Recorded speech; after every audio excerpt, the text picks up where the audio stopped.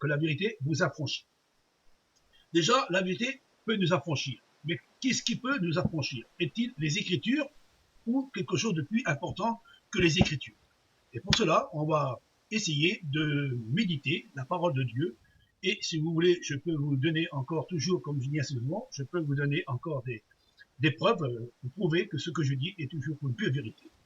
La vérité, c'est le Christ va dire un jour. C'est dans Jean 14, verset 17, il dit « l'esprit de vérité ». Alors, l'esprit de vérité, ce n'est pas déjà la Bible, ou soit le Coran, ou soit le livre que vous possédez, l'esprit de vérité.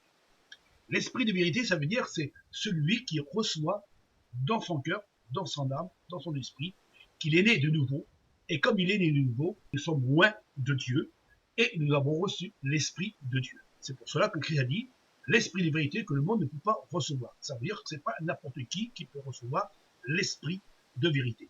Et l'esprit de vérité, c'est pas simplement nos livres que nous méditons ou qu'on nous mettons en pratique ou qu'on peut connaître sous les bouts des doigts. C'est pas cela le plus important. Le plus important qui peut nous donner la vie éternelle, c'est l'esprit de vérité. Et l'esprit de vérité qui est en nous, c'est l'esprit de Dieu.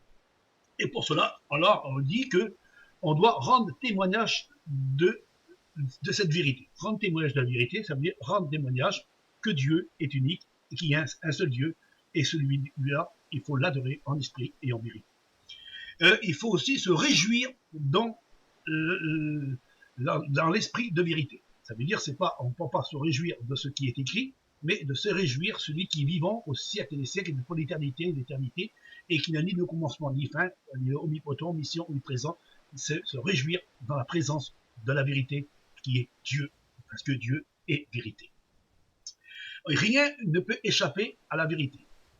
Il sait tout, il enseigne tout, et il corrige tout, et il enseigne dans les voies de la vérité. Et c'est l'esprit de vérité qui est en nous, qui peut nous conduire. C'est pour ça qu'on dit souvent, quand l'esprit de vérité est en nous, il peut nous convaincre de justice, de jugement et de péché, et c'est lui qui attribue tous les attributs de Dieu, parce que Dieu, et c'est lui qui offre à chacun de nous, dans notre esprit, par son esprit, tous les dons de discernement, dons de révélation, et aussi le don de prêcher l'évangile, le véritable évangile, et le véritable évangile, c'est l'esprit de Dieu.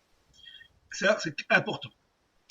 La Bible, elle ne peut pas nous purifier, parce que tout le monde peut posséder la Bible, tout le monde peut posséder leur livre, et c'est pas parce que dans les Écritures qu'on peut se purifier, ou méditer, ou apprendre par cœur tous les versets, hein, et on peut dire, ça y est, je suis purifié parce que je lis la Bible ou je lis mon livre. Ça c'est faux, parce que qu'est-ce qui peut nous purifier? Ce sont les lettres vivantes. C'est pour ça que le point de mode, ce sont des lettres vivantes, et les lettres vivantes, c'est Dieu. C'est Dieu qui peut nous purifier par son évangile réel, qui nous met en nous, et nous devenons un livre. Dieu, il fait de nous un livre. Et le livre que nous sommes, nous devons un livre ouvert, et nous pouvons proclamer ce que Dieu a mis dans notre cœur. Dieu a mis une semence de vérité, parce que comme Dieu est vérité, alors il a mis une semence de vérité, et on annonce la vérité au monde. Et le monde, c'est pas n'importe qui peut recevoir ce message de vérité. Les Écritures de Dieu qui sont vivantes et permanentes et puissantes et redoutables, c'est lui qui convainc de justice, du jugement et de péché, cet esprit-là de vérité, et que peu de personnes peuvent le recevoir. C'est pour cela qu'il faut se méfier de ceux qui prêchons. Ce sont des langues mortes, des écritures mortes, même des livres morts, et en réalité, ils croyons emporter le véritable livre de Dieu, parce qu'on croit qu'on tient la Bible, mais si vous réalisez combien de personnes, combien de religions différemment ont la Bible. Si on regarde, chacun a sa vérité, et pourtant chacun a son livre de la Bible dans la main, et chacun dit le contraire.